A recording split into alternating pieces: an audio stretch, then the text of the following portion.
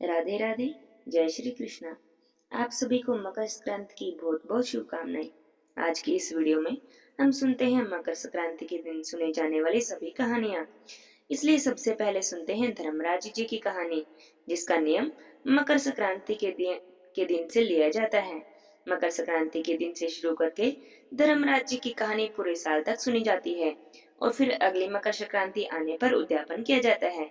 तो चलिए सुनते हैं धर्मराज जी की कहानी। बोलिए धर्मराज जी की जय हो। किसी गांव में एक बुढ़िया माई रहती थी। बुढ़िया माई बहुत ही धर्म नियम वाली थी। पूजा पाठ करती थी, व्रत करती थी, दान भी करती थी। बुढ़िया माई की जब एक दिन मृत्यु हो गई तो भगवान के यमदूत उसे लेने के लिए आए। बुढ़िया माई यमदूतों के साथ चल पड़ी। तो चलते चलते एक गहरी नदी आई।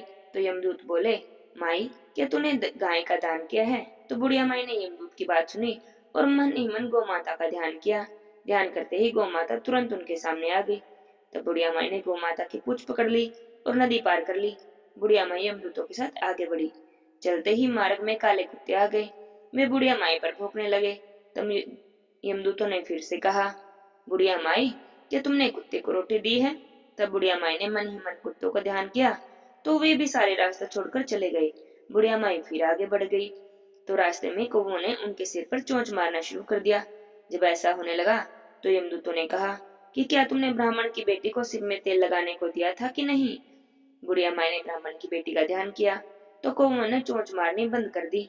थोड़ी दूर आगे बढ़ी तो बुढ़िया माई के पैरों में कांटे चुभने लगे। तभी यमदूत बोले, बुढ़िया माई क्या तुमने कभी चप्पल दान की थी? तो बुढ़िया माई ने अपना सारा जीवन सत्याकर्मों में बिताया था, बहुत दान पुण्य किया था। तो बुढ़िया माई ने चप्पल दान का ध्यान किया तो उनके पैरों में चप्पल आ गई। चप्पल पहनकर बुढ़िया माई आगे बढ़ने लगी तो उनके पैरों में कांटे चुभने बंद हो गए। बुढ़िया माई आगे चली और यमराज जी चित्रगुप्त के पास पहुंच गई।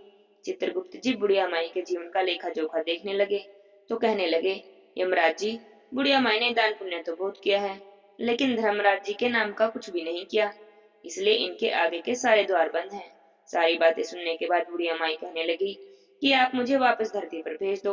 7 दिन के लिए मैं धर्मराज जी का व्रत करूंगी और उद्यापन करूंगी और कहानी भी सुनूंगी। तभी यमराज जी ने बुढ़िया माई को वापस धरती पर भेज दिया। बुढ़िया माई अपने गांव में आ गई। गांव वाले बुढ़िया माई को भूत समझकर अपने अपने दरवाजे बंद करने लगे। जब वह अपने घर गई तो बहू बेटे ने भी दरवाजे बंद कर लिए और घर के अंदर जाकर बैठ गई। जब बुढ़िया माई बोली कि मैं भूतनी नहीं हूँ, मैं तो वापस धरती पर आई हूँ।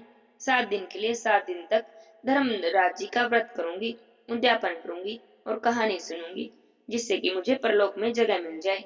बुढ़िया माई की बातें सुनकर बेटे बहू ने दरवाजा खोल दिया। बेटे ने पूजा की सभी सामग्रियां एकत्रित कर दी। अब बुढ़िया माई धर्मराज जी की कहने लगी। बेटा बहू कहानी सुनने लगे। कहानी तो सुनते थे पर हुंकारा नहीं भरते थे। बुढ़िया माई पड़ोसन के पास गई और उनसे कहा कि मेरे धर्मराज जी की कहानी सुन लो। तो पड़ोसन ने धर्मराज जी की कहानी भी सुनी और हुंकारा भी भर दिया। 7 दिन बाद पूजा करके कहानी कहकर और उद्यापन के बाद धर्मराज जी ने बुढ़िया माई को लेने के लिए विमान भेजा। स्वर्ग का विमान देखकर बहू बेटों के साथ सारे गांव वाले स्वर्ग जाने को तैयार हो गए। तब बुढ़िया माई कहने लगी कि तुम सब कहाँ जा रहे हो? मेरी कहानी तो केवल पड़ोसन ने सुनी है और उसी ने हुंकारा भरा है, इसलिए वही मेरे साथ जाएगी। तब सारे गांव वाले बुढ़िया माई से कहते हैं कि हमें भी धर्मराज जी की कहानी सुना दो। तब बुढ़िया माई सबको धर्मराज जी की कहानी सुनाती है।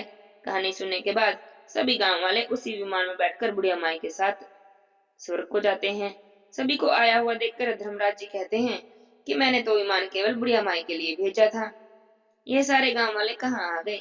तब बुढ़िया माई कहने लगी कि मेरी कहानी इन सब ने सुनी है, इसलिए आधा पुण्य आप इन्हें भी दे दीजिए। तब बुढ़िया माई से प्रसन्न होकर धर्मराज जी ने सभी गांव वालों को भी स्वर्ग में जगह दे दी। धर्मराज जी महाराज जैसे आपने बुढ़िया माई पर कृपा करी, जैसे आपने बुढ़िया माई को स्वर्ग में वास दिया, ऐसे ही कहानी कहते सुनते हुंकारा भरते सब पर अपनी कृपा बनाए रखना। बोलिए धर्मराज महाराज की जय हो। यमराज जी महाराज की जय हो। अब सुनते हैं मकर संक्रांति के दिन सुने जाने वाली पोपा बाई की कहानी। किसी गांव में एक भाई बहन रहते थे। भाई का विवाह तो हो गया लेकिन बहन का विवाह नहीं हुआ। बहन का नाम था पोपा बाई। पोपाबाई हमेशा व्रत करती, पूजा करती, नियम धर्म बहुत करती थी। एक दिन उसके भाई भाभी ने उनसे विवाह करने को कहा। तब उन्होंने कहा कि मैं तो शादी नहीं करूंगी, और अपने भाई भाभी से कहने लगी कि मेरे रहने के लिए गांव से बाहर एक झोपड़ी बना दो, मैं उसी में रह लूंगी और अपना जीवन व्यतीत कर लूंगी, लेकिन विवाह नहीं करूंगी। और गांव वालों से कहने लगी कि आप सभी लोग अपने गाय और बछड़े को मेरे झोपड़े के पास चरने के लिए छोड़ दिया करो, तो मैं सभी के गाय और बछड़े की देखभाल करूंगी। जो भी कुछ बचा कुचा हो वह मेरे पास भेज दिया करना, मैं वही खा पी कर रह लूंगी। इस तरह करते करते बहुत दिन बीत गए। एक दिन की बात है, उस देश का राजा शिकार खेलने जंगल को जा रहा था। तभी उसकी नजर गांव के बाहर बनी झोपड़ी पर गई। तो उसने सोचा, इस झोपड़ी में कौन रहता है। तब राजा झोपड़ी के पास जाकर आवाज लगाने लगा, खटखटाने लगा, पूछने लगा कि अंदर कौन है। जब उसे कोई भी उत्तर नहीं मिला, तब उसने जोर जोर से दरवाजा खटखटाना शुरू कर दिया। खटखटाने की आवाज सुनकर पोपाबाई ने अंदर से पूछ लिया कि कौन है और बार बार दरवाजा क्यों खटखटा रहे हो, क्या तुम्हें कोई काम है। तब राजा ने उत्तर दिया कि मैं इस देश का राजा हूँ और मैं तुम्हारे साथ विवाह करना चाहता हूँ। यह सुनकर पोपाबाई कहने लगी कि जहाँ से आए हो वहीं पर लौट जाओ, मैं तो पराये पुरुष का मुंह भी नहीं देखती। लेकिन राजा ने उसकी बात पर बिल्कुल भी ध्यान नहीं दिया और पोपाबाई को उठाकर अपने घोड़े पर बैठाकर अपने महल की ओर चल दिया। रास्ते में पोपाबाई ने राजा को श्राप दे दिया, राजा जा, तेरा सारा राजपाट नष्ट हो जाएगा। महल में पहुंचकर राजा ने अपनी रानियों से सारी बात कही। तब सारी बातें सुनकर रानियों ने राजा से कहा कि आप पोपाबाई को सही सलामत उनकी झोपड़ी में छोड़ाओ।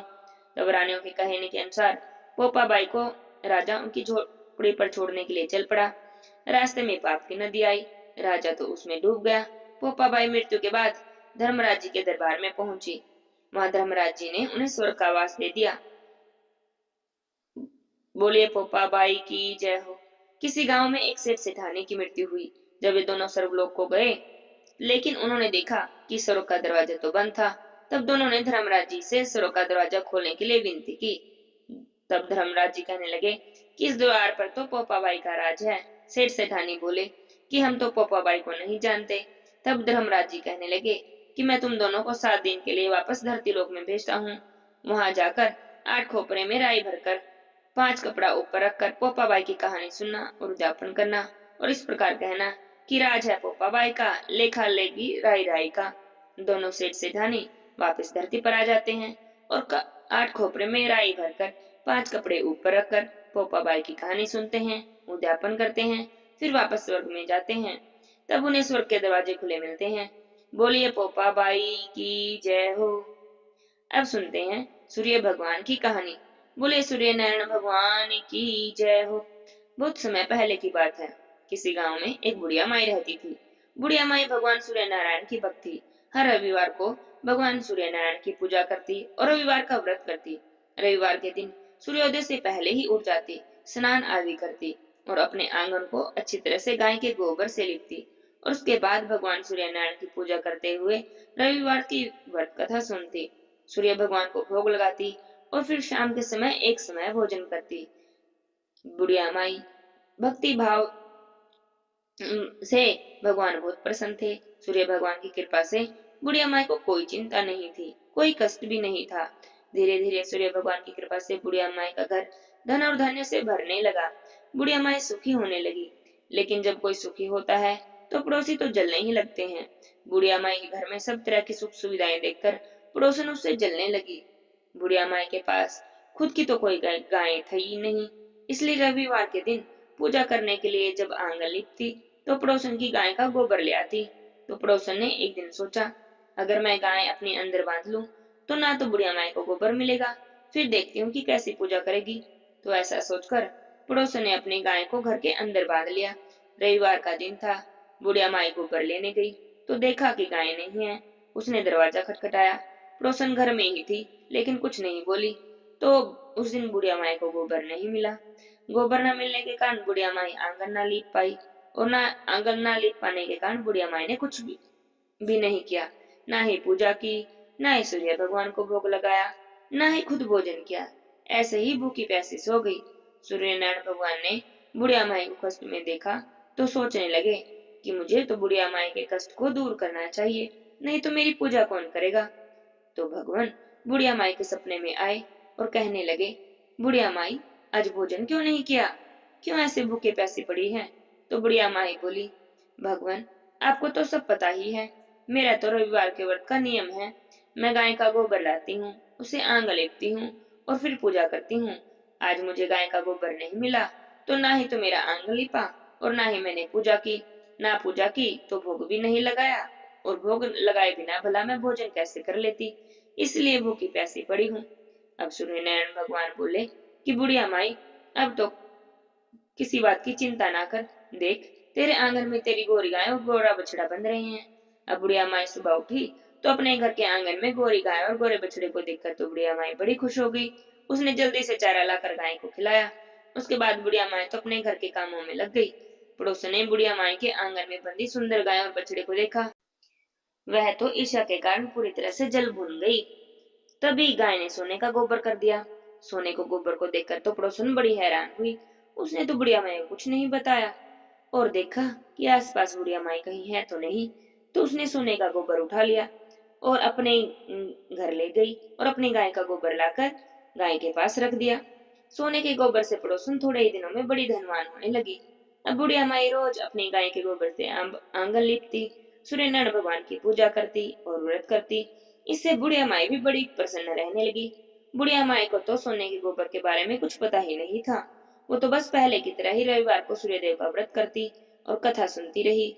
नारायण भगवान ने सोचा कि मैंने तो बुढ़िया माई को धन दिया, लेकिन बुढ़िया माई को तो लेना ही नहीं आता। उन्हें पड़ोसन की चालाकी का भी नहीं पता था। तो उन्होंने अपनी माया फैलाई और तेज आंधी चला दी। आंधी आते देखकर बुढ़िया माई ने गाय को अपने घर के अंदर बांध लिया। जब घर के अंदर गाय को बांधा तो उसने सोने का गोबर किया। बुढ़िया माई ने सोने का गोबर देखा तो बड़ी हैरान हुई। बस उसी दिन से बुढ़िया माई गाय को अपने घर के अंदर बांधने लगी। सोने के गोबर से बुढ़िया माई भी कुछ ही दिनों में बड़ी धनवान होने लगी। बुढ़िया माई के धनवान होने से पड़ोसन को तो बड़ा बुरा लगा, क्योंकि उसने जो सोना मिलता था अब वह मिलना बंद हो गया। उसने अपने पति को समझाया बुझाया और उस नगर के राजा के पास भेज दिया और कहलवा दिया कि बुढ़िया माई की गाय सोने का गोबर करती है। ऐसी गाय तो राजा महाराजा के यहाँ होनी चाहिए। उसके पति ने जाकर राजा के कान भर दिए, राजा से चुगली कर दी। राजा ने कहा कि जब तक मैं देख न लूं मैं मानूंगा नहीं। तो राजा ने अपने आदमी बिठा दिए छिपकर। जब गाय ने सोने का गोबर किया तो उन्होंने राजा को आकर बताया कि हाँ, सच में ही बुढ़िया माई की गाय तो सोने का गोबर करती है। यह बात सुनकर तो राजा बड़ा हैरान हो गया। उसे बड़ी खुश हुई कि अगर हमारे महल में ये गाय आ जाए तो हमारे तो खजाने भर जाएंगे। उसने अपने आदमी भेज दिए, सिपाही भेज दिए कि जाओ और बुढ़िया माई की गाय और बछड़े को लेकर आओ। रविवार का दिन था। बुढ़िया माई सूर्य भगवान की पूजा कर रही थी। पूजा करके उसने भगवान को भोग लगाया और अभी वह भोजन करने ही बैठी थी कि इतने में राजा के सिपाही आ गए और गाय और बछड़ा मांगने लगे। बुढ़िया माई कहने लगी, रोने लगी कि यह तो मुझे सूर्य नारायण भगवान ने दी है, इसे मत लेकर जाओ। यह तो सूर्य नारायण भगवान का प्रसाद है। लेकिन वे लोग तो नहीं माने। उन पर तो राजा की आज्ञा थी, वे कैसे मान जाते? तो वे बुढ़िया माई की गाय और बछड़ा लेकर चल दिए। अब तो राजा अपने सोने सपनों में खोया हुआ था कि सोना हगने वाली गाय मेरे महल में आएगी तो मेरे तो खूब खजाने भर जाएंगे। उसने तो महल में पूरी तैयारी भी करवा दी थी, गलीचे भी बिछवा दिए थे कि गाय आएगी तो सोना हगेगी। लेकिन गाय ने तो पूरा महल गोबर से भर दिया। पूरे महल में दुर्गंध फैल गई, बदबू आने लगी चारों तरफ से। राजा को तो बड़ा गुस्सा आया। उसने बुढ़िया माई को बुलवा लिया। बुलाकर पूछा कि यह क्या जादू टोना है? तेरे गाय में तो यह गाय तेरे घर में तो यह गाय सोने का गोबर करती है और हमारे घर में तो बदबू फैला दी। तो बुढ़िया माई बोली कि राजा जी, मैं तो कुछ नहीं जानती। मेरा तो रविवार के व्रत का नियम है। रविवार के दिन आंगन को गाय के गोबर से लेपती हूँ, फिर पूजा करती हूँ, सूर्य नारायण भगवान को भोग लगाकर फिर भोजन करती हूँ। पड़ोसन के यहाँ से गाय का गोबर लाती थी। एक दिन पड़ोसन ने गाय अंदर बांध ली। मुझे गोबर नहीं मिला तो न ही मेरा आंगन लिपा और न ही मैंने पूजा की और न ही कुछ खाया पाया पिया। सूर्यनारायण भगवान को पता चला तो उन्होंने मुझे एक गोरी गाय और बछड़ा दिए थे। इसी से तुम आंगन लिपना और पूजा किया करना, इससे ज्यादा तो मैं कुछ नहीं जानती। तभी आकाशवाणी होने लगी कि हे राजा, बुढ़िया माई की गाय और बछड़ा तुरंत लौटा दो, नहीं तो तुम पर विपत्तियों का पहाड़ टूट पड़ेगा, तुम्हारा सारा राज्य नष्ट हो जाएगा। इस आकाशवाणी को सुनकर राजा तो बड़ा भयभीत हुआ। उसने बुढ़िया माई की गाय और बछड़ा दोनों लौटा दिए। बहुत सारा धन देकर बुढ़िया माई से अपनी गलती के लिए क्षमा भी मांगी। राजा ने पड़ोसन और उसके पति को उनकी दुष्टता के लिए बहुत दंड भी दिया। पूरे राज्य में घोषणा करवा दी कि सभी स्त्री पुरुष रविवार का व्रत किया करें। रविवार का व्रत करने से सभी लोगों के घर धन धान्य से भर गए और राज्य में चारों ओर खुशहाली छा गई। हे सूर्यनारायण भगवान, जैसे आपने बुढ़िया माई पर कृपा की, कहते सुनते सभी पर अपनी कृपा बनाए रखना और सभी की मनोकामनाएं पूरी करना। बोलिए सूर्यनारायण भगवान की जय हो। अब सुनते हैं पथवारी माता की कहानी। बोलिए पथवारी माता की जय हो। एक बार की बात है माता पथवारी और गणेश जी में झगड़ा हो गया। सभी खुद को बड़ा बता रहे थे और इस बात को लेकर बड़ी बहस हो गई। तीनों ही अपने आप को एक दूसरे से बड़ा साबित करने में लगे थे। विवाद बढ़ता चला गया। तभी इन्होंने देखा कि वहां से एक ब्राह्मण का लड़का जा रहा है। तीनों ने उसे रोक लिया और कहने लगे कि हमारा फैसला करके जाओ और बताओ कि हम तीनों में सबसे बड़ा कौन है। तब लड़का कहने लगा, अभी तो मैं किसी जरूरी काम से जा रहा हूँ, कल आपको आकर इस बारे में बता दूंगा। अब लड़का अपने घर गया तो उसने सारी बात अपनी माँ को बताई। तब माँ बेटे से कहती है, बेटा चाहे कुछ भी निर्णय करना पर किसी को भी छोटा मत बताना।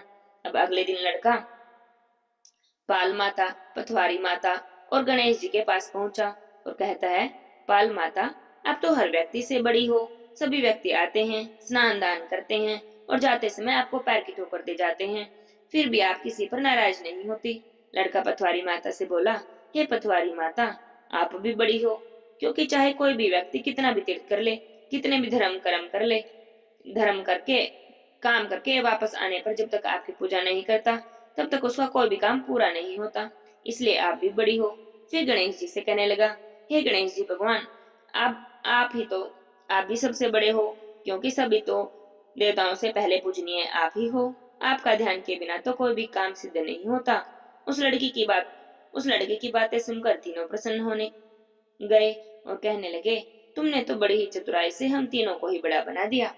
जाओ, हमारा आशीर्वाद सदा तुम्हारे साथ रहेगा। और ऐसा कहकर उन्होंने जौ के कुछ दाने लड़के को दे दिए। वापस जब लड़का जाने लगा तो रास्ते में सोचने लगा, यह तो घाटे का सौदा हो गया। मैंने इतना अच्छा न्याय किया, अपना समय भी बर्बाद किया और बदले में क्या मिला? जौ के कुछ दाने। घर पहुंचकर लड़के ने अपना झोला तो एक कोने में फेंक दिया और उदास होकर बैठ गया। माँ ने बेटे से पूछा तो कि बेटा क्या हुआ? बेटा बोला, न्याय तो मैंने कर दिया। तो माँ ने पूछा, फिर क्या मिला? तो बेटे ने बड़े गुस्से में मिला बोला, जो भी मिला है वहां कोने में पड़ा है। तो माँ कोने में जाकर देखने लगी। उसने झोला उठाया तो देखा कि कुछ चमचमाती सी चीज पड़ी है। झाड़ कर देखा तो उसमें से तो हीरे मोती गिरने लगे। माँ तो हैरान हो गई। लड़के को बुलाया। लड़के ने देखा तो उसकी तो खुशी का ठिकाना नहीं रहा। अब तो दोनों माँ बेटा बहुत ही खुश हो गए और आनंद से रहने लगे। बोले गणेश जी भगवान की जय हो। जय हो पाल माता की जय हो, पथवारी माता की जय हो। हे गणेश जी भगवान, हे पाल माता, हे पथवारी माता, जैसे आपने ब्राह्मण के लड़के पर अपनी कृपा की, वैसे ही कथा कहते सुनते हुंकारा भरते सब पर अपनी कृपा बनाए रखना। बोलिए गणेश जी महाराज की जय हो, पाल माता की जय हो, पथवारी माता की जय। अब सुनते हैं मकर संक्रांति के दिन सुने जाने वाली अमर सुहाग की कहानी। बोले शंकर महादेव की जय हो, पार्वती माता की जय हो। किसी गांव में एक ब्राह्मण रहता था। ब्राह्मण के पास बेटी थी। ब्राह्मण की 5 बेटियां थी। पांचों बेटियां भगवान शिव की पूजा करती थी, दिया जलाती और 5 दिन तक सुहाग की कहानी सुनती। उनमें से 4 बेटियों का दिया तो बहुत देर तक जलता, पर 5वीं बेटी का दिया बहुत जल्दी बुझ जाता। इस बात को देखकर तो वह बहुत दुखी होती। तब बेटी ने घर आकर अपनी माँ को सारी बात बताई और कहने लगी कि माँ, मेरा दीपक तो सबसे पहले बुझ जाता है। तब माँ कहने लगी कि बेटी, उसमें घी थोड़ा ज्यादा डाला कर। तो उसने घी थोड़ा ज्यादा डालकर देखा, लेकिन फिर भी उसका दीपक सबसे पहले बुझ जाता। कुछ समय बीता, पांचों का विवाह हो गया।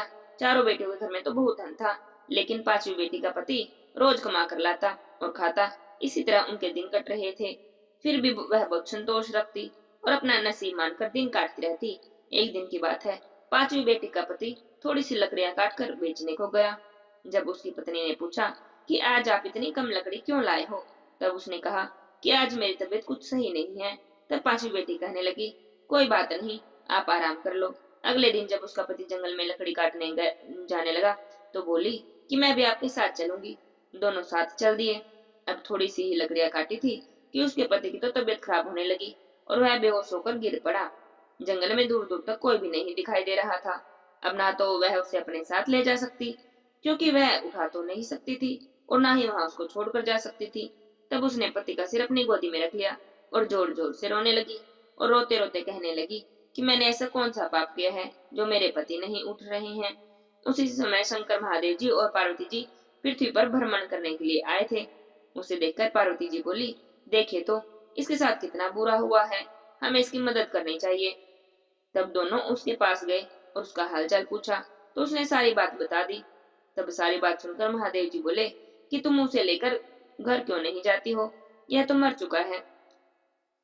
तब वह कहने लगी कि मैं कहीं नहीं जाऊंगी, और ऐसा कहकर जोर जोर से रोने लगी। तब महादेव जी को उस पर दया आ गई और कहने लगे, बेटी तू वही है ना जिसका दिया जल्दी बुझ जाता था। तब वह बोली, हाँ मैं वही हूँ। तब शिव जी बोले कि तुमने दिया तो जलाया, पूजा भी करी, पर अमर की सुहाग की कहानी कभी ध्यान से नहीं सुनी। तब उसने शंकर जी के पैर पकड़ लिए और बोली कि आप मेरे पति को जीवित कर दो, जैसा आप कहोगे मैं तो वैसा ही करूंगी। तब पार्वती जी ने उसके पति पर अमृत के छींटे मारे। तब उसका पति अंगड़ाई लेकर उठ कर बैठ गया और बोला कि आज तो मुझे बड़ी ही अच्छी नींद आई। यह सुनकर वह बोली कि ऐसी नींद तो दुश्मन को भी न आए। फिर दोनों घर चले गए।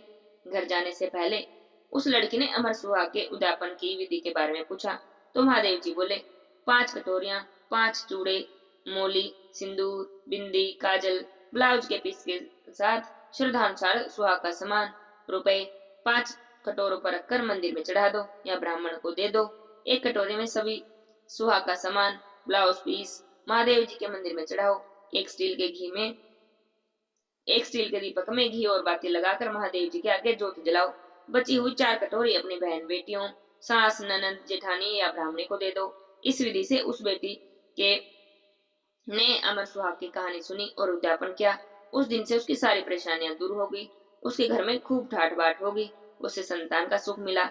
अब दोनों सुख पूर्वक अपना जीवन बिताने लगे। हे भोलेनाथ, जैसे आपने उस पर कृपा की, वैसे ही कृपा कथा कहानी कहते सुनते सब पर अपनी कृपा बनाए रखना। बोले शंकर महादेव जी की जय हो, पार्वती माता की जय हो। अब सुनते हैं तपसी और लपसी की कहानी। एक तपसी था और एक लपसी था। तपसी तो रोज भगवान की तपस्या करता और लपसी सवा सिर की लापसी बनाता, भगवान को भोग लगाता, घंटी बजाता और जीम लेता। एक दिन तपसी और लपसी दोनों में झगड़ा हो गया। तपसी कहने लगा कि मैं बड़ा हूँ। लपसी बोला कि मैं बड़ा हूँ। तपसी कहने लगा कि मैं तो भगवान की तपस्या करता हूँ, इसलिए मैं बड़ा हूँ। लपसी कहने लगा कि मैं तो सवा शेर की लापसी का भोग लगाता हूँ, इसलिए मैं बड़ा हूँ। दोनों में बहुत झगड़ा हो गया। अब नारद जी वहां से गुजर रहे थे। उन्होंने दोनों को लड़ते देखा तो पूछने लगा कि भाई तुम लड़ क्यों रहे हो। तो दोनों अपने आप को बड़ा बताने लगे। तो नारद जी बोले, तुम में से कौन बड़ा है इसका फैसला मैं कर दूंगा, तुम दोनों झगड़ो मत। अगले दिन अब तपसी और लपसी जब स्नान करने के लिए गए तो नारद जी ने उनके रास्ते में 1.25 करोड़ की अंगूठी रख दी। तपसी ने देखा तो उसने तो सोचा कि बड़ी कीमती अंगूठी है, और उसने अंगूठी को उठा लिया। उसे लालच आ गया। उसने सोचा कि इस अंगूठी को बेचकर तो खूब माया आएगी, उसको बेचकर खूब तपस्या करूंगा और मैं बड़ा कहलाऊंगा। अब वह जब तपस्या करने बैठा तो उस दिन तो उसका मन तपस्या में भी नहीं लगा। तपस्या करता रहा और सोचता रहा अंगूठी के बारे में ही कि इससे तो खूब पैसे मिलेंगे और खूब बड़ा यज्ञ होगा और मैं अपने आप को बड़ा साबित कर दूंगा। अब लपसी जब नहाने गया तो उसे भी वह रास्ते में अंगूठी मिली। उसने अंगूठी उठाई तो देखा कि किसी की लगता है किसी की कीमती अंगूठी गिर गई है। उसने सोचा कि कोई ढूंढता हुआ आएगा तो भगवान को माथा टेकेगा, प्रार्थना करने तो जाएगा ही। तो यह सोचकर उसने वह अंगूठी पास ही के मंदिर में रख दी कि कोई ढूंढता हुआ आएगा तो बेचारा बहुत दुखी होगा। और वह अंगूठी को भगवान के चरणों में रखकर नहाकर चला गया। और रोज की तरह ही उसने 1.25 की लापसी बनाई, भगवान को भोग लगाया, घंटी बजाई और जिम लिया। थोड़ी देर में नारद जी आ गए तो दोनों से पूछने लगे, बताओ नारद जी, हम दोनों में से कौन बड़ा है, आज तो हमारा फैसला कर दो। नारद जी ने कहा, ठीक है, ऐसा करो, तुम दोनों खड़े हो जाओ। खड़े होते ही तपसी के तो पैर के नीचे से अंगूठी निकली। नारद जी ने कहा कि तपसी, तूने इतनी तपस्या कर ली, लेकिन फिर भी तेरे मन का लालच नहीं गया, तो तुझसे तो लपसी ही बड़ा है। उसने तो रोज की तरह भगवान को भोग भी लगाया और जिम भी लिया, लेकिन तूने तो चोरी की, तेरे मन में तो पाप आ गया, इसलिए तेरी तपस्या भंग हो गई। अब तुझे तेरी तपस्या का कोई भी फल नहीं मिलेगा। इतनी बात सुनती थी कि तपसी तो जोर जोर से रोने लगा, नारद जी के चरणों में गिर गया। बोले, भगवान ऐसा मत करो, मुझ पर दया करो, मेरी तपस्या का फल कैसे मिलेगा? तब नारद जी बोले कि तेरी तपस्या का फल तुझे पूजा करने वाले देंगे। जो सारी कहानी कहकर तेरी कहानी नहीं कहेंगे, उसकी पूजा पाठ का सारा फल तुझे मिल जाएगा। जो अपने घर में गाय कुत्ते की रोटी नहीं बनाएगा, उसकी पूजा पाठ का फल तुझे मिल जाएगा। जो दिया जलाकर हाथ नहीं जोड़ेगा, उसकी पूजा पाठ का फल तुझे मिल जाएगा। जो ब्राह्मणों को जिमाकर दक्षिणा नहीं देगा, साड़ी देकर ब्लाउज नहीं देगा, उस पर भेंट नहीं देगा, उसके सारे पुण्य फल तुझे मिल जाएंगे। जो अपने घर में रात में झूठे बर्तन छोड़ेगा, उसके सारे पूजा पाठ के फल तुझे मिल जाएंगे। बस तभी से सारी कथा कहानी के बाद तपसी लपसी की कहानी जरूर सुनी जाती है। इस कहानी को ना सुनो तो किसी भी कथा कहानी का फल नहीं मिलता। बोलिए तपसी लपसी की जय हो, नारायण भगवान की जय हो, सूर्य भगवान की जय हो। जय जय राधे श्याम।